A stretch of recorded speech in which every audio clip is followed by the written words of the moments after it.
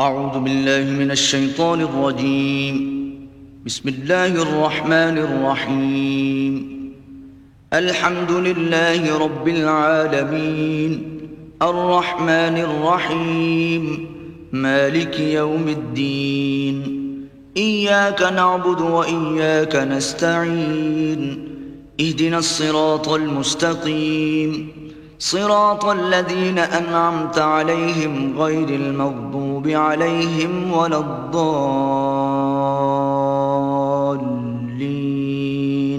بسم الله الرحمن الرحيم. قل هو الله أحد، الله الصمد، لم يلد ولم يولد ولم يكن له كفوا أحد. بسم الله الرحمن الرحيم. قل هو الله أحد، الله الصمد، لم يلد ولم يولد ولم يكن له كفوا أحد. بسم الله الرحمن الرحيم.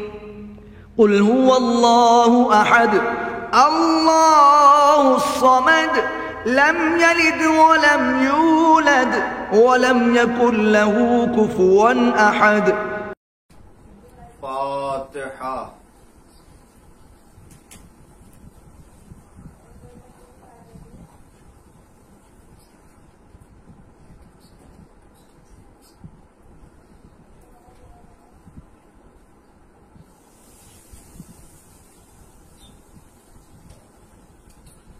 أعوذ بالله السميع العليم من الشيطان اللعين الرجيم.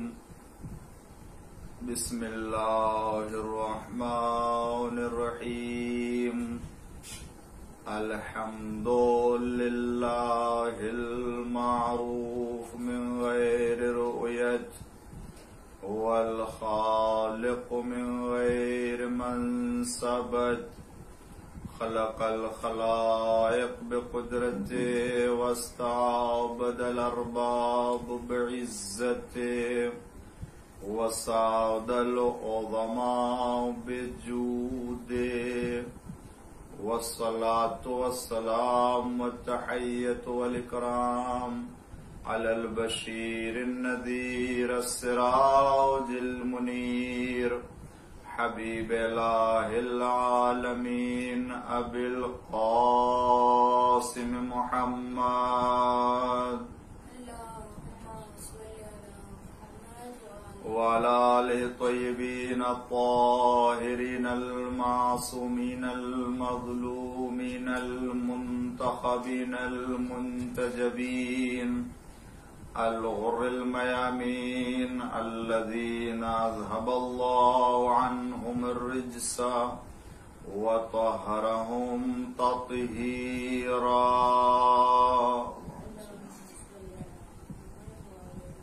لا سيما الإمام المبين بقية الله في الأرضين، الحجة الثاني عشر والمهدي المنتظر، عجل الله تعالى فرجه الشريف.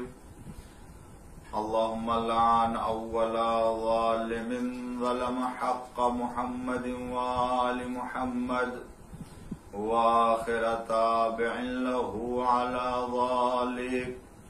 اللهم لعن العصابة التي جاهدت الحسين وشايعت وبايعت وتابعت على قتله، اللهم لعنهم جميعا. أما بعد، فقد قال الله الحكيم في قرآن الكريم وقوله الحق. بسم الله الرحمن الرحيم. وجعلناهم أئمة يهدون بأمرنا وأوحينا إليهم فعل الخيرات وإقام الصلاة وإيتاء الزكاة وكانوا لنا عابدين. صلوات پڑھ دیجئے محمد وآل محمد. آیہ کریمہ کے ذیل میں امام سجاد علیہ السلام کی دعاؤں کے مجموعہ صحیفہ کاملہ اور تربیت اور امام کے انداز تعلیم کے سلسلے میں آپ کے سامنے ایک چوتھی گفتگو ہو رہی ہے اور اس موضوع کے معروضات آپ کی خدمت میں پیش کرنے کی سعادت حاصل کر رہا ہوں۔ خداوند عالم نے اپنی بارگاہ سے ہادی بنا کر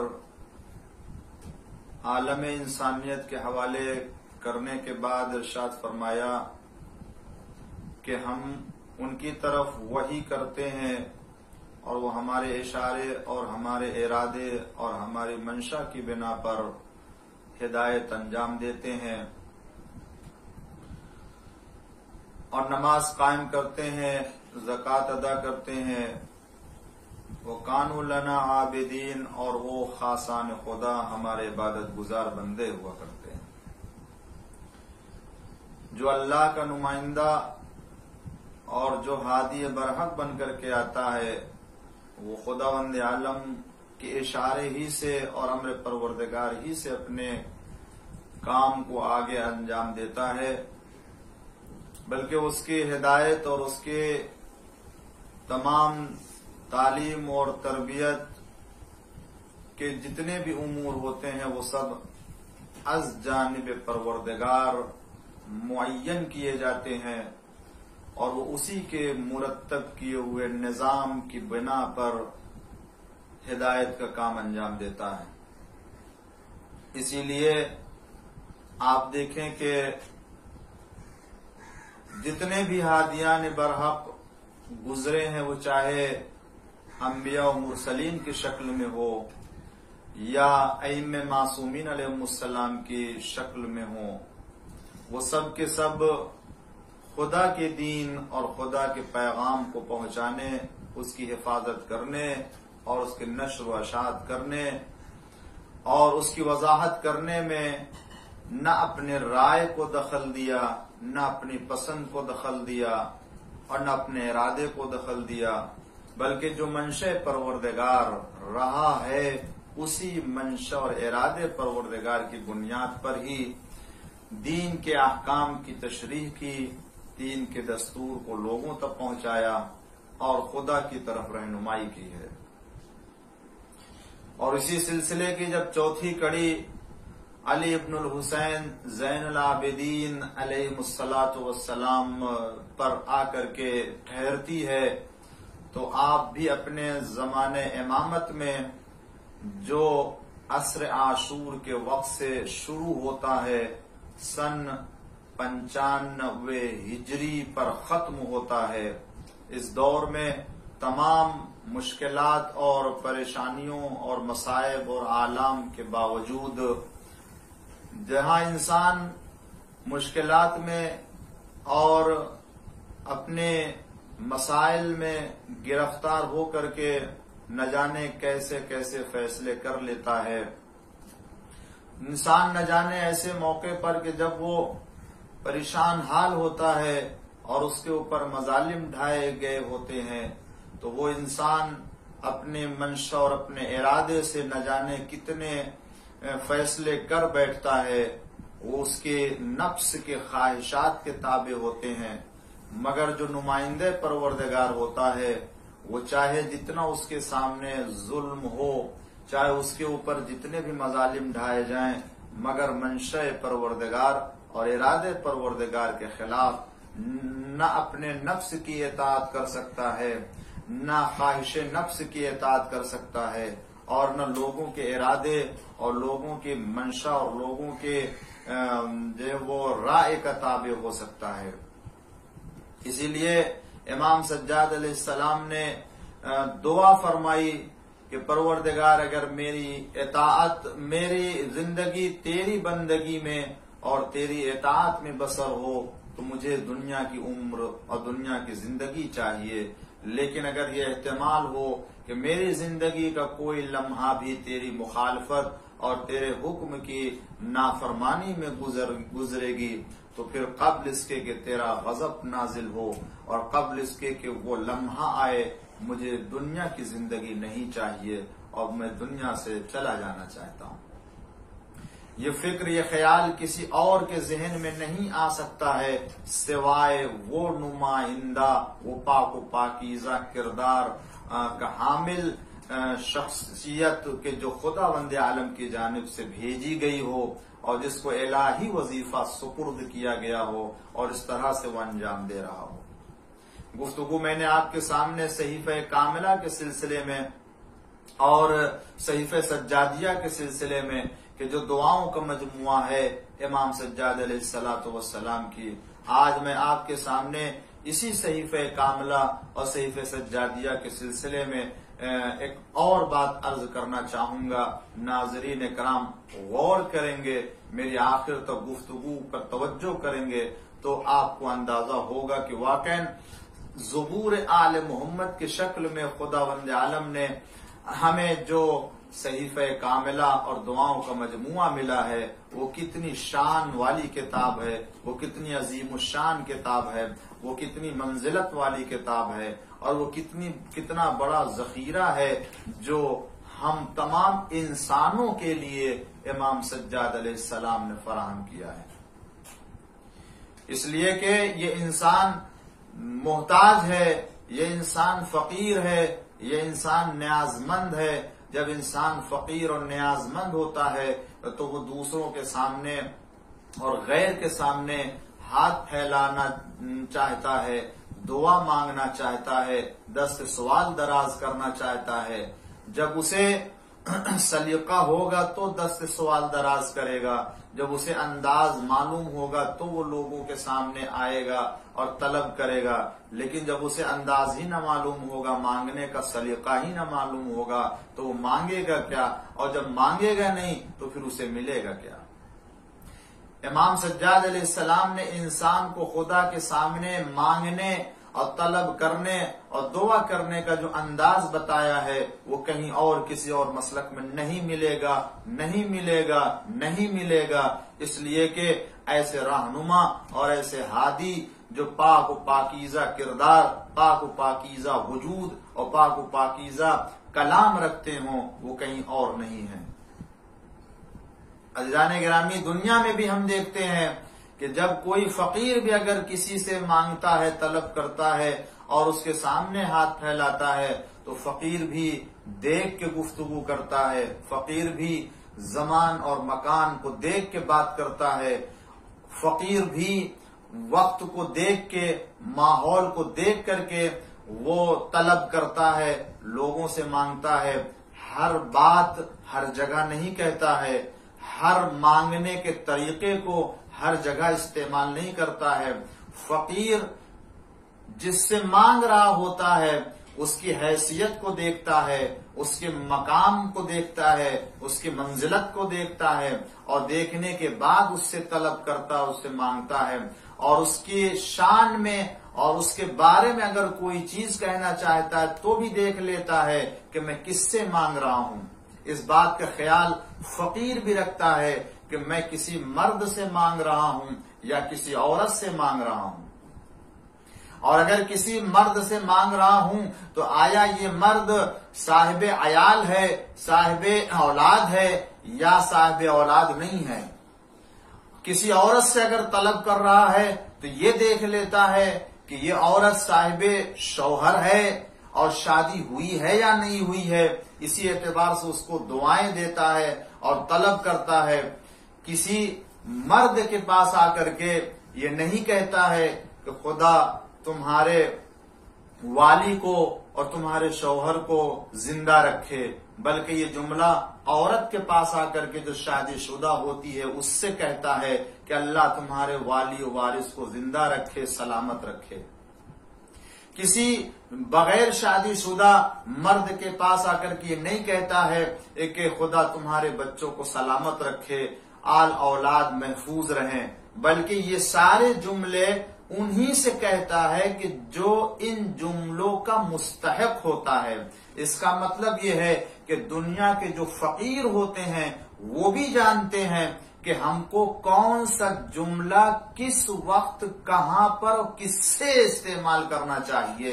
تو عزیزوں، جب دنیا کا فقیر یہ جانتا ہے کہ ہم کو کس سے اور کس حیثیت کے مالک سے کس انداز سے طلب کرنا چاہیے، تو جو ساری دنیا کا مالک ہو، جو دنیا پورے طور سے محتاج ہو، نیاز مند ہو، تو وہ جب خالق کی بارگاہ میں، مالک کی بارگاہ میں مانگے گا تو اسے بھی یہ اندازہ ہونا چاہیے کہ ہم جب خالق سے مانگ رہے ہیں، مالک حقیقی سے طلب کر رہے ہیں، تو پھر اس سے مانگنے کا انداز کیا ہونا چاہیے۔ وہ اور بات ہے کہ جو دنیا کے محتاج ہیں، جو دنیا کے فقیر ہیں، وہ نیاز مندوں سے مانگتے ہیں، وہ فقیر فقیروں سے مانگتے ہیں، مگر جو صاحبان معرفت ہوتے ہیں وہ کسی اور کی بارگاہ میں دست سوال دراز نہیں کرتے، بلکہ بے نیاز مطلق کی بارگاہ میں آ کر کے ہاتھ پھیلاتے ہیں اور دعا کرتے ہیں۔ ایک صلوات پڑھ دیجئے محمد و آل محمد پر۔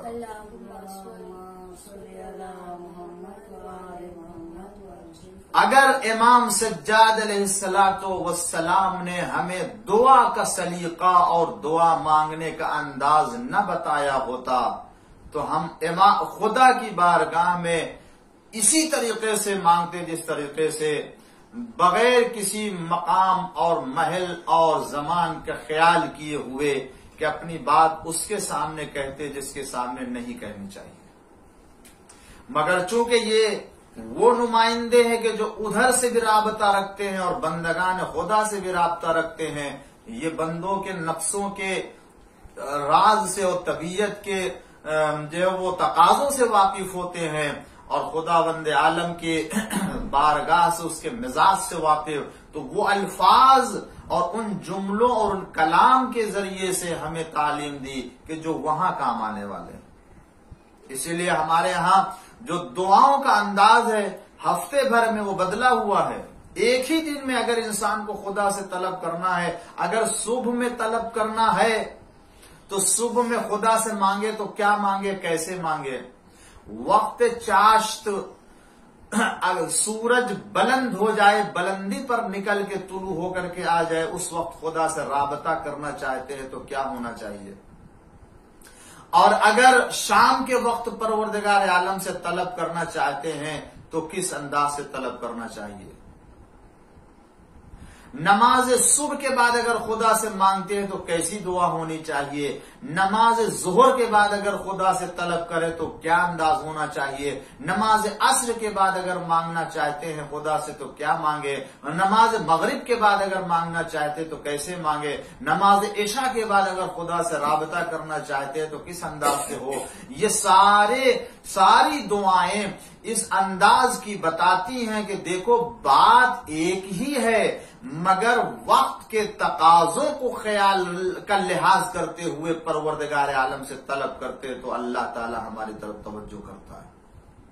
اور پھر اس کے بعد دنوں میں آ جائیے، حالانکہ خدا سے مانگ رہے ہیں، اپنی بات طلب کر رہے ہیں، ایک ہی بات ہے جو اسے پیش کر دینی چاہیے، مگر نہیں کہا جب تم دعا جمعہ کے دن اگر مانگنا چاہتے ہو تو جمعہ کے دن مانگنے کا انداز دوسرا ہے۔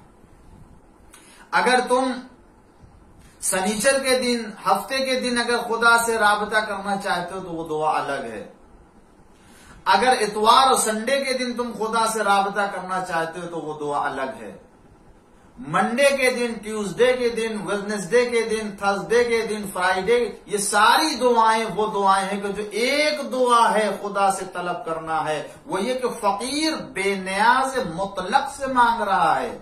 مگر امام نے فرمایا نہیں، تم مزاج نہیں جانتے ہو، ہم پروردگار کی بارگاہ کے نمائندے ہیں، ہم مزاج پروردگار کو جانتے ہیں، لہذا ہم جو بتائیں کہ کس دن کون سے وقت میں کیسے مانگو اسی طریقے سے مانگو تو اللہ کی بارگاہ میں تمہاری دعا پہنچے گی اور استجابت سے ٹکرائے گی۔ لیکن اگر تم نے اس دروازے کو اور اس روش کو چھوڑ دیا تو تم اپنی بات تو کہہ لو گے۔ اللہ سمیع ہے، سننے والا ہے، اللہ بصیر ہے، دیکھنے والا بھی ہے، اللہ علیم ہے، جاننے والا بھی ہے، مگر امام سجاد علیہ السلام نے ہر وقت کی، ہر لمحے کی، ہر دن کی، ہر مہینے کی دعاؤں کے ذریعے سے مانگنے کا سلیقہ بتا دیا کہ دیکھو اللہ سمیع و علیم و بصیر ہونے کے باوجود ہمیں اس کی بارگاہ کے مزاج کا خیال کرنا چاہیے، اور میرے سوا کوئی نہیں بتا سکتا، اس لیے کہ اس بارگاہ سے کوئی نہیں بن کر کے ہادی آیا، ہم بن کر کے آئے ہیں۔ ایک سلوہ پڑھ دیجئے محمد وآل محمد۔ اگر تم اپنے گناہوں کی مغفرت چاہتے ہو تو کس انداز سے طلب کرو؟ اگر تم اپنی حاجت کی برابری کے لیے خدا سے طلب کرنا چاہتے تو کس انداز سے مانگو؟ اگر پڑوسیوں کی مدد کے سلسلے میں خدا سے توفیق طلب کرنا چاہتے تو کیا مانگو؟ اگر تم اپنے ملک کی سرحدوں کی حفاظت کے سلسلے میں تم خدا سے طلب کرنا چاہتے ہو تو کیا طلب کرو؟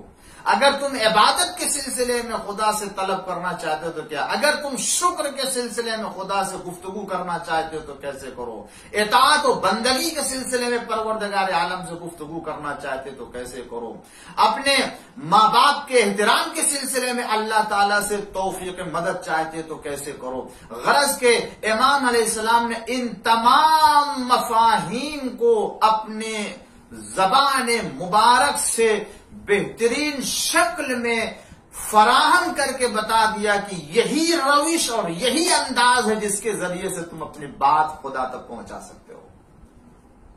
یہ انسان گنہگار انسان ہے، یہ انسان معصیت کار انسان ہے، یہ انسان خدا کے حکم کی نافرمانی بھی کرتا ہے، اطاعت بھی کرتا ہے، پیروی بھی کرتا ہے، مگر جب وہ اپنے گناہوں کا اعتراف کرتا ہے اور اسے احساس ہوتا ہے کہ گنہگار ہو گیا ہے تو اب اسے کس طریقے سے اللہ کی بارگاہ میں آ کے اپنے گناہوں کی مغفرت کے لیے دعا کرنی چاہیے، یہ کوئی اور نہیں بتا سکتا ہے، یہ امام زین العابدین سید سجاد بتا سکتے ہیں کہ تمہیں کس طرح سے اپنے گناہوں کی مغفرت کے لیے توبہ کرنی چاہیے۔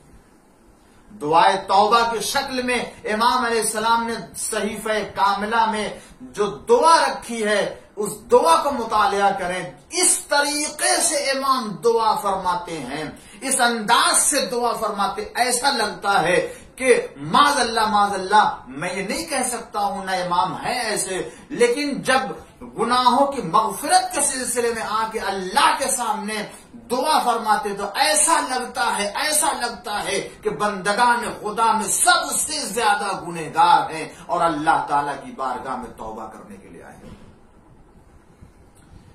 یہ کون بتا رہا ہے؟ وہ صاحب عصمت، صاحب کردار۔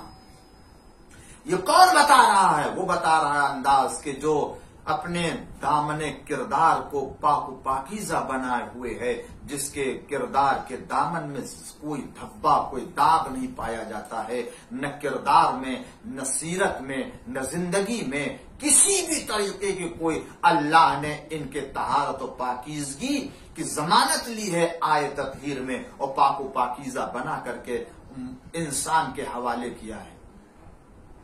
مگر جب دعائے توبہ پڑھتے ہیں اور دعائے توبہ کی شکل میں جب ہمیں اس انداز کو تعلیم دیتے ہیں تو دیکھیں دنیا پڑھنے کے بعد اور دنیا اس سے آگاہ ہونے کے بعد اب کس مقام پر پہنچ جاتی ہے اور اللہ تعالیٰ سے واقعی معنی میں خدا سے توبہ اور خداوند عالم کے بارگاہ میں مغفرت کے لیے حاضر ہوتا ہے اور اللہ تعالیٰ اس کی دعاؤں کو سن لیتا ہے۔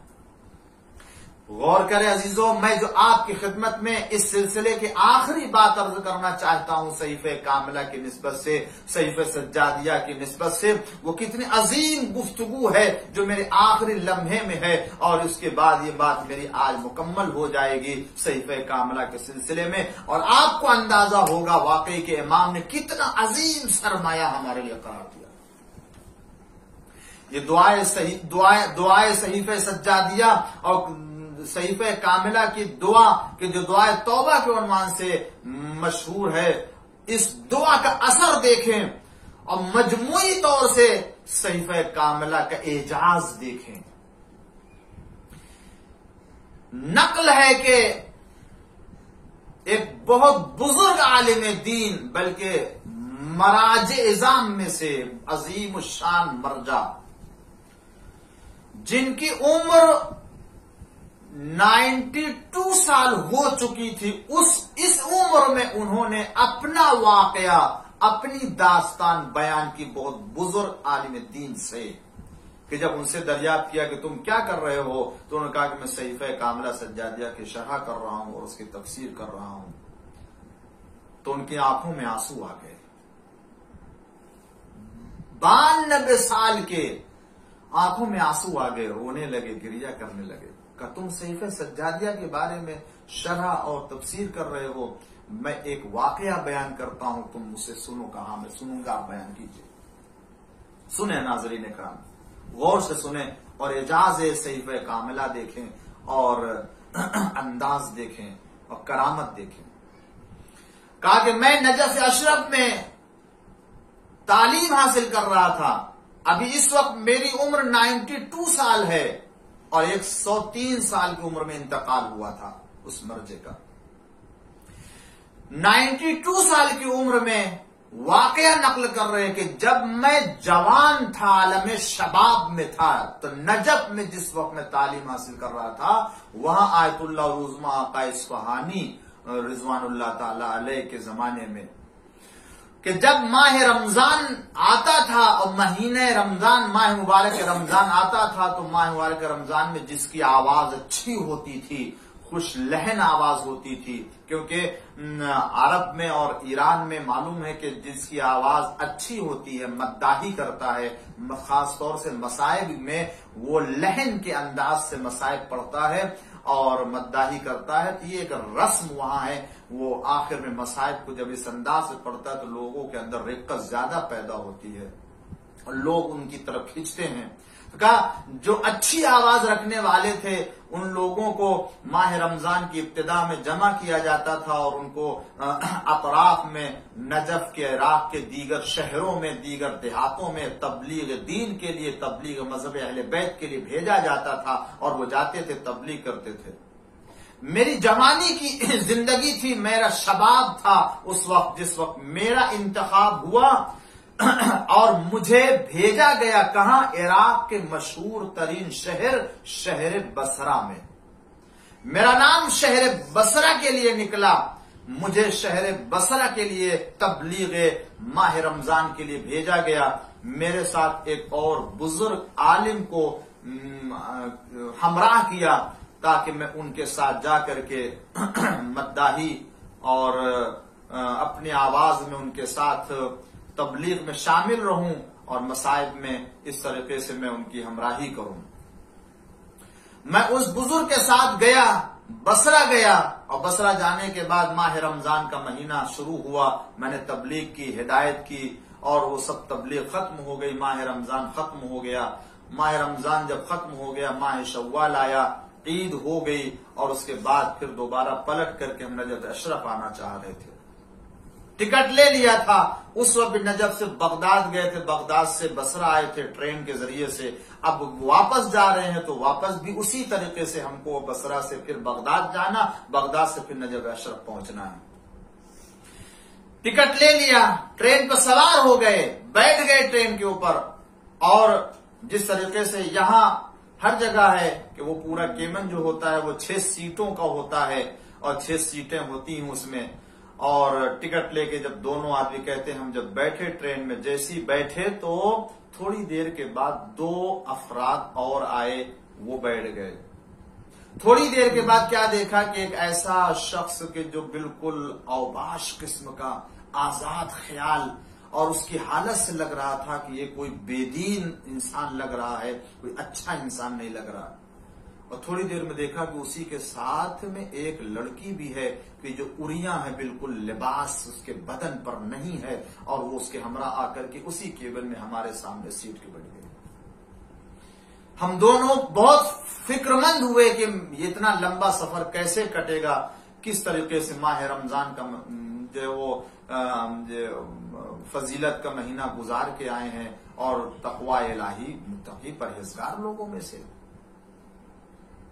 नामहरम, इतना लंबा सफर। तो गए टीटी के पास कि हो सकता है कोई सीट हो, हमारी सीट बदल दे, केबिन बदल दे। तो उन्होंने कहा कि मेरे पास इसके अलावा कोई सीट नहीं है। मजबूर हम लोग आए, फिर दोबारा अपनी सीट पर वहीं बैठ गए। वो बयान करते हैं मर्ज अजीम कि हम बेबस होकर के आके वहीं बैठ गए और आपस में गुफ्तगू करने लगे कि हमको कैसे ये सफर गुजारना है, क्या करना है। अब थोड़ी देर के बाद ट्रेन चली, और जब ट्रेन चली 4 किलोमीटर या 5 किलोमीटर आगे बढ़ी थी, इन लोगों की गुफ्तगू से हमने अंदाजा कर लिया था कि ये शिया मजहब से ताल्लुक नहीं रखते हैं, गैर शिया मजहब से मुताल्लिक हैं। मगर जब 5-6 किलोमीटर जब ट्रेन आगे बढ़ी तो हमने क्या देखा कि इन लोगों ने अपने बैग से एक ढोल ताशा किस्म का जो है वो जो बजाने का और आवाज करने का होता है उसे निकाला, और निकालने के बाद उन्होंने बजाना शुरू किया। और उसके बाद जब इन्होंने बजाना शुरू किया तो फिर वो लड़की भी उठी, उसी उरिया और बेलिबास हालत में उसने भी रक्स करना और नाचना शुरू कर दिया उसी केबिन में। अब वो कहते हैं कि हमने ये हालत जब देखी तो अब और इज़्तिराब पैदा हुआ कि अब क्या करें। और उधर जो 2 और बैठे हुए थे सीट पर, उन दोनों ने गजल गाना शुरू किया अरबी लहन में, और अरबी जबान में, अरबी लहन अंदाज में। उनकी गजल जैसे जैसे ऊपर चढ़ती थी उसी अंदाज से उसका रक्स भी बढ़ता था, और वो एक शोर, एक हंगामा केबिन में शुरू हो गया। हम 2 आदमी फिक्र में क्या करें कि जमीन की तरफ हम अपनी निगाह करते हुए बगदाद तक पहुंचे, या फिर ट्रेन की छत के ऊपर निगाह करें और बगदाद तक इस आलम में जाएं। मगर मेरे बुजुर्ग ने कहा कि देखो तुम सैयद हो, तुम्हारे सर पे अमामा है काला, तुम गुफ्तगू करो, शायद हो सकता है तुम्हारी गुफ्तगू का असर हो। कहा मैं कैसे गुफ्तगू कर सकता था, ये ऐसे आजाद ख्याल के लोग थे, नहीं मालूम इनके हमरा खंजर है, चाकू है, अगर ये एक चाकू भी 2 चाकू भी हमको मार देंगे तो हम तो बेबस, कोई हमारी मदद भी नहीं कर सकता है, हमारा काम खत्म हो जाएगा यहीं पर। तो उन्होंने कहा कि मैं इनकी नसीहत तो इस तरह से नहीं कर सकता हूं, लेकिन आइए हम भी अपना काम शुरू करते। लिहाजा उन्होंने भी अपना संदूकचा निकाला, और निकालने के बाद संदूकचे से उन्होंने अपनी वो किताब जो माह रमजान के तबलीग के लिए ले गए थे, वो संगी यानी बड़ी किताब की, जो पुरानी और कदीम जमाने में किताब छपती थी तो बड़ी बड़ी किताबें होती थी, उसकी जिल्दें होती तो मोटी मोटी किताबें होती थी, उसको ले जाने के लिए और लाने के लिए भी एक मसला होता था। वो वजनी और बड़ी किताब जो संदूकचे में रखा था, उन्होंने वो किताब निकाली। वो कौन सी किताब? वो कोई और किताब नहीं थी, वो इमाम ज़ैनुल आबिदीन अलैहिस्सलाम की दुआओं के मजमुआ सहीफे कामिला थी। सहीफे कामिला को निकाला, और निकालने के बाद उसी ट्रेन की सीट पर रखा उन्होंने, और रखने के बाद वो खुद मर्जा बयान करते कि हमने रखा, और रखने के बाद इमाम सज्जाद अलैहिस्सलाम की तमाम दुआओं में से हमने दुआए तौबा का इंतखाब किया कि जो अल्लाह की बारगाह में एक गुनहगार किस तरीके से अपने गुनाहों के इस्तिग़फ़ार के लिए, बख्शिश के लिए तलब करता है। हमने गुनाह तौबा यानी दुआए तौबा निकाली, और दुआए तौबा निकालने के बाद हमने अल्लाह की बारगाह में तवस्सुल किया, और तवस्सुल करने के साथ साथ दिल में इमाम सज्जाद अलैहिस्सलाम से तवस्सुल भी किया कि ऐ इमाम, हम आपकी दुआओं का सहारा ले रहे हैं खुदा की बारगाह में, आपकी दुआओं की, आपकी तालीम करदा दुआओं का सहारा, दुआ का सहारा ले रहे हैं। आप हमारी मदद करें और हमें सहारा दें कि इस मकाम पर, इस जगह पर आप ही की तवज्जो से और आप ही की तालीम करदा दुआ के जरिए से हम इस माहौल से जो है वो नजात पा सकते हैं, और जो है वो हम अपने काम में कामयाबी हासिल कर सकते हैं। लिहाजा हमने दुआ तौबा निकालने के बाद उसे शुरू किया पढ़ने के लिए। जो मसाइब के अंदाज में लहन अख्तियार किया जाता है, वो मर्जा कहते हैं कि वो अपने गजल अपने लहन में पढ़ रहे थे, वो आवाज के साथ पढ़ रहे थे, और वो लड़की और वो औरत ناچ رہی تھی، رقص کر رہی تھی اپنی طرف، میں نے اپنے لہن میں مصائب کے انداز میں دعائے توبہ کو پڑھنا شروع کیا. وہ اپنی طرف پڑھ رہے تھے، ہم اپنی طرف دعائے توبہ کو لہن میں پڑھ رہے تھے اللہ کی بارگاہ میں. اور ابھی 1 لائن اور 2 لائن ہی پہنچے تھے کہ میں نے محسوس کیا کہ میرے کان میں ان کی غزل پڑھنے کی آواز بہت آہستہ آ رہی ہے. اور یہاں تک کہ میں اپنی دعا پڑھتا رہا، ان کی آواز سلو ہوتی گئی، آہستہ ہوتی گئی. اور وہ عورت بھی جو ناچ رہی تھی وہ بھی ناچنے سے باز آ گئی. اور آخرکار وہ تینوں مرد بھی بیٹھ گئے، وہ عورت بھی بیٹھ گئی. اور میری دعا جب ختم ہوئی تو ہم نے کیا دیکھا کہ وہ عورت کے جو ابھی تک بغیر لباس کے، کم لباس میں وہ ناچ رہی تھی، رقص کر رہی تھی، اس نے شرمندہ ہو کر کے اپنے بیگ سے ایک ردا نکالی. ردا نکالنے کے بعد اس نے اپنے بدن کو ڈھاکا، اور ڈھانکنے کے بعد وہ بیٹھ گئی. وہ دونوں جو غزل پڑھ رہے تھے وہ بھی خاموش ہو کے بیٹھ گئے، اور میں اپنی دعاؤں کو ختم کر کے بھی بیٹھا ہوا تھا. اتنے میں پھر میں نے کیا دیکھا کہ وہ عورت اٹھی، اور اٹھنے کے بعد پورے طور سے اپنے کو حجاب میں رکھنے کے ساتھ ٹرین کے دیوار کی طرف رک کر کے گریہ کرنے لگی، رونے لگی. اور روتے ہوئے اس نے جو معذرت کی، اور معذرت کرنے کے بعد پھر ان دونوں نے کہا کہ مجھے بغداد سے پہلے اترنا ہے، بغداد سے پہلے اسٹیشن پر ہمیں اترنا ہے. بھائی بتاؤ، یہ جو تم کتاب پڑھ رہے تھے، یہ جو تم دعا پڑھ رہے تھے، یہ کون سی کتاب ہے؟ اس کتاب کو مجھے دے دو، میں اپنے ہمراہ لے کے جانا چاہتا ہوں. تو ہم نے ان کی نگاہ میں صحیفہ کاملہ کی منزلت اور عظمت کو اور زیادہ بڑھانے کے لیے انکار کیا، اور کہا نہیں، یہ کتاب ہم تمہیں کسی بھی شکل میں نہیں دے سکتے ہیں.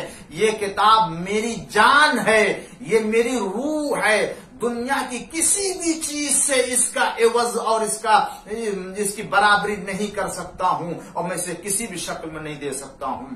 عزیزان گرامی، جس وقت مرجع نے کتاب دینے سے انکار کیا، اس وقت ان لوگوں نے کہا کہ میرا اسٹیشن قریب آ رہا ہے، اگر آپ نہیں دیں گے تو زور زبردستی سے ہم اس کتاب کو تم سے لے لیں گے اور ہم چلے جائیں گے. جب ہم نے یہ محسوس کیا کہ انہیں یہ کتاب چاہیے ہے، تو میں نے کہا کہ اب ان کو بتایا جائے کہ یہ کتاب کون سی ہے. میں نے ان سے کہا بتاؤ تم امام حسین علیہ السلام کو جانتے ہو؟ کہاں ہم حسین ابن علی کو جانتے ہیں. کہا کیا تم حسین ابن علی کے فرزند جناب علی ابن الحسین زین العابدین کو جانتے ہو؟ یہ انہی کی دعاؤں کی مجموعے کا صحیفہ کاملہ ہے، جو انہوں نے دعاؤں کا تعلیم کیا ہے. انہی دعاؤں کے یہ مجموعہ ہے صحیفہ کاملہ، جس کی ایک دعائے توبہ ہے، جس کو میں نے اللہ کی بارگاہ میں پیش کیا ہے، جو تم سن رہے تھے. انہوں نے کہا کہ میں نے کبھی اس کے پہلے اس انداز کی دعا نہیں سنی، اس انداز سے راز و نیاز نہیں سنا. تم نے میری رہنمائی کی ہے. اور وہ جاتے جاتے عورت بھی رو رہی تھی اور کہہ رہی تھی تم نے میری رہنمائی کر دی، تم نے مجھے خواب غفلت سے بیدار کر دیا. میں اب اپنی سابقہ زندگی سے توبہ کر رہی ہوں، اور اپنے تمام گناہوں سے مغفرت کر کے اللہ کی بارگاہ میں میں پاک و پاکیزہ زندگی گزارنا چاہتی ہوں. جب ان لوگوں نے کہا، جب مرجع کہتے جب میں نے یہ تعارف کرایا کہ یہ کتاب سید سجاد کی تعلیم کردہ دعاؤں کا مجموعہ صحیفہ کاملہ ہے، تو انہوں نے کہا جب اتنی معتبر اور اتنی عظیم الشان کتاب ہے، اور یہ فرزند امام حسین کی کتاب ہے، تو اب آپ مجھے شیعہ بنا دیجئے اور شیعہ کلمہ پڑھا دیجئے کہ اب اس سے عمدہ کوئی اور دعا، اس سے عمدہ اور کوئی مذہب نہیں ہو سکتا ہے کہ جہاں خود مذہب کا راہبر اللہ کی بارگاہ میں اتنی عظیم الشان دعا کے ذریعے سے اپنے گناہوں کی مغفرت طلب کر رہا ہو، وہاں امت کو اب کیا چاہیے اس سے عمدہ انداز. لہذا عزیزو، وہ شیعہ ہو گئے، عورت نے اپنی سابقہ زندگی سے توبہ کر لیا، دیگر تمام افراد نے اپنی زندگی سے توبہ کر لیا اور اللہ کی بارگاہ میں راز و نیاز کرنے لگے۔ کیوں نہ ہو؟ اس لیے کہ جو دعا دل سے نکلتی ہے اس کا اثر دل میں ہوتا ہے۔ اور اب آپ اندازہ کیجئے 1400 سال پہلے جس زبان مبارک سے نکلے ہوئے جملے کا اثر اتنا ہو سکتا ہے کہ وہ گنہگاروں کے گناہوں کے احساس دلا دے اور عورت کو اپنے گناہوں کا احساس دلا کر کے پاک و پاکیزہ اور توبہ کرنے پر آمادہ کر دے، تو خود اگر امام سجاد علیہ السلام کے وجود اور ان کی زبان مبارک کو احساس کیا جائے اور ان کا وہ وجود کو سامنے لایا جائے تو کتنا پاک و پاکیزہ ہوگا اور وہ وجود کتنا سبب ہدایت ہوگا۔ ایک صلوہ پڑھ دیجئے محمد۔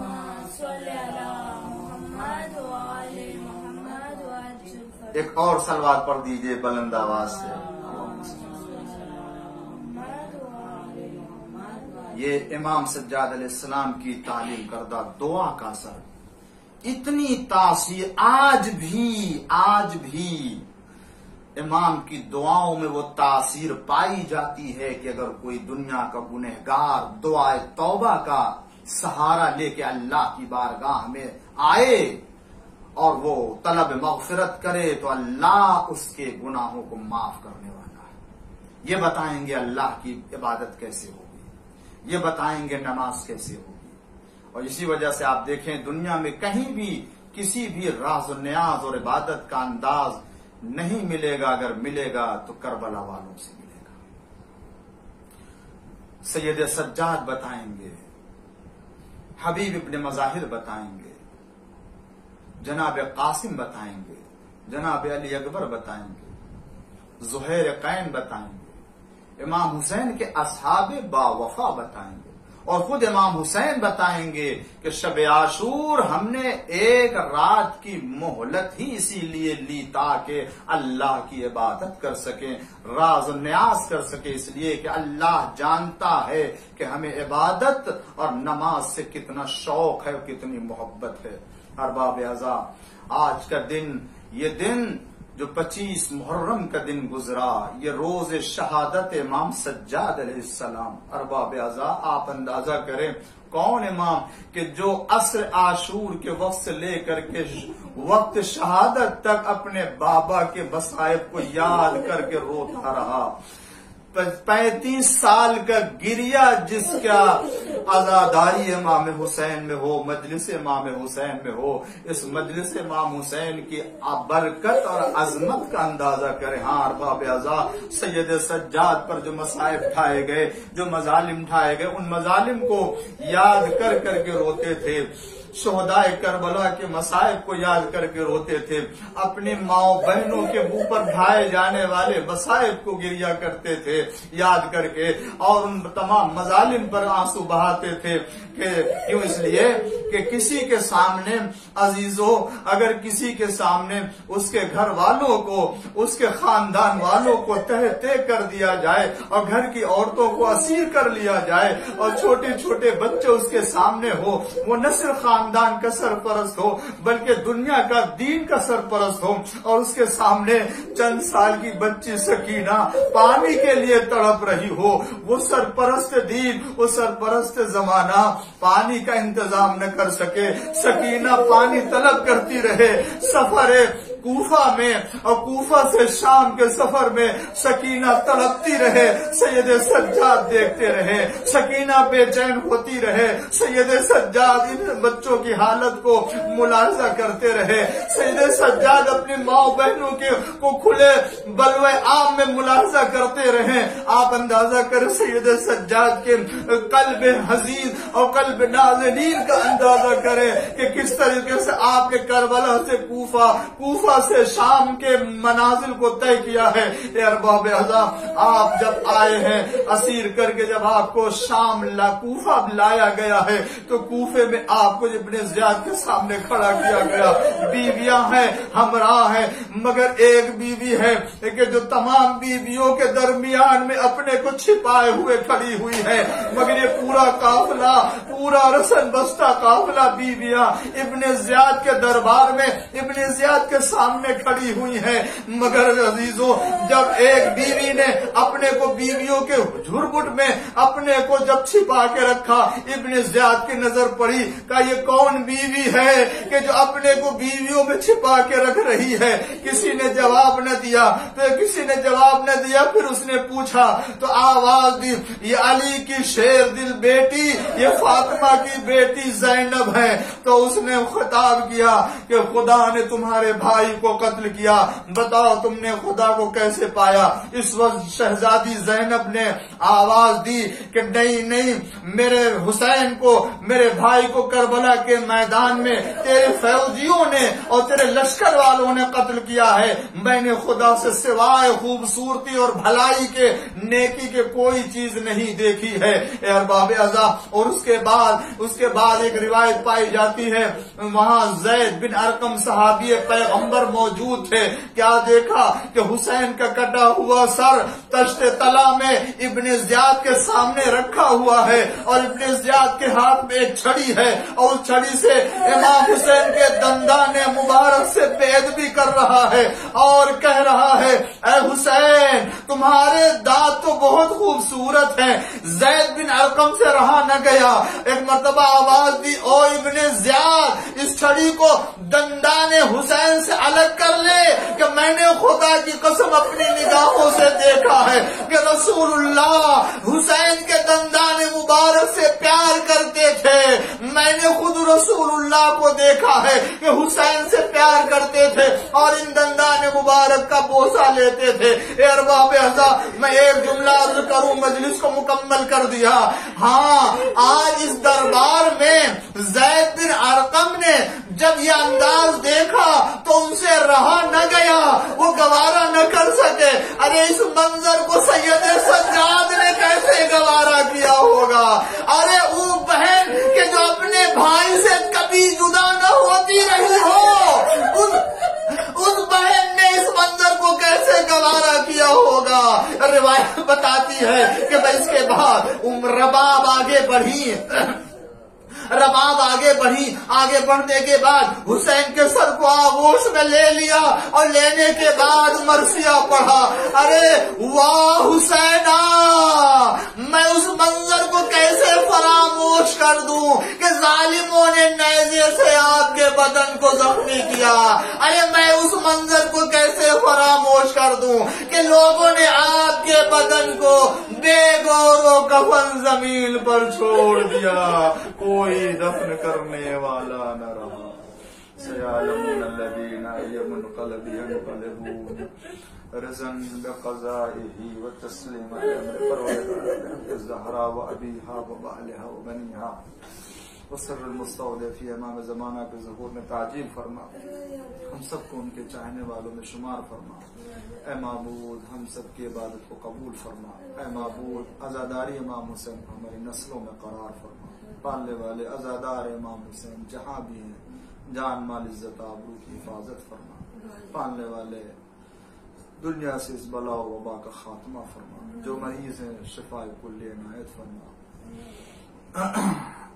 ناظرین اکرام، آپ سب جو ہے وہ تمام بیماروں کے لیے خاص طور سے حجت الاسلام والمسلمین آقائے سید احمد علی عابدی صاحب طبیعت بھی ناساز ہے، خدا ان کو شفا کلی عطا فرمائے. آئیے ہم سب ہمیں عجیب پڑھتے ہیں شفا کے لیے. خدا وند عالم بحق معصومین علیہ السلام شفا عطا فرمائے. بسم اللہ الرحمن الرحیم.